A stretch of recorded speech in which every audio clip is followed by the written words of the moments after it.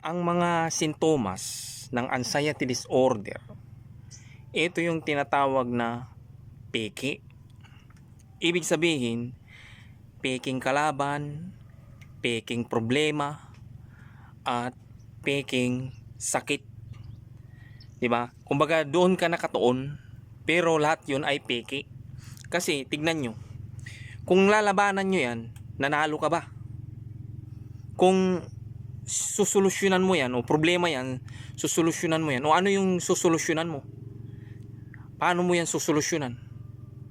Tapos dito naman sa naniniwala kayo yan na ay sakit.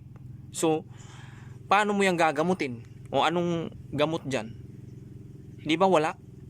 O meron kayong ginawa nyo lahat yan, o anong nangyari sa inyo?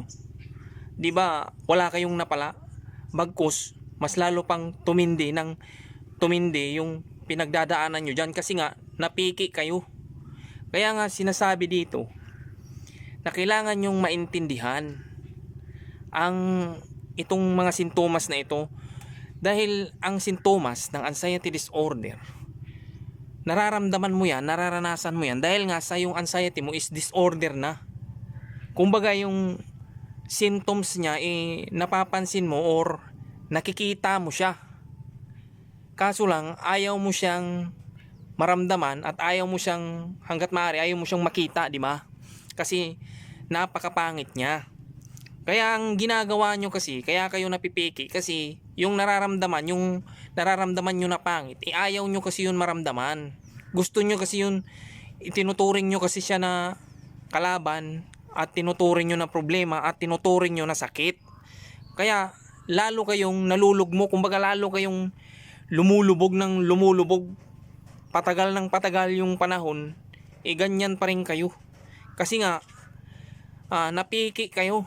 Kaya nga sinasabi ko sa inyo na kailangan nyong maintindihang mabuti na kapag nakakaranas kayo ng pangit, yan ay nanggagaling lang sa anxiety disorder. Kumbaga yan na yung naipon ng katawan natin sa mahabang panahon. Ngayon nire-release yan ng katawan natin, at yan ay sobrang pangit niyan.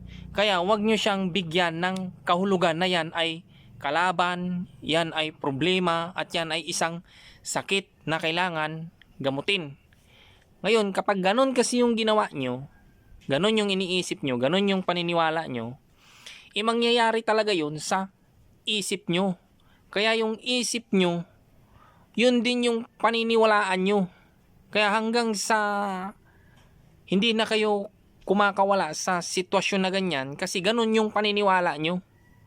Kaya nga ako pinapaliwanag ko na ang mga sintomas ng anxiety disorder ay peke, dahil nanggagaling nga yan sa enerhiya na naipon din natin noon, na kumakawala lang siya. Kumbaga pinapakawalan lang siya ng katawan natin. Kaya pag pinakawalan ng katawan natin yun, makakaramdam tayo ng pangit. Kaya yun, pag nakaramdam tayo ng pangit, huwag nyong ituring na kalaban, problema, at isang sakit.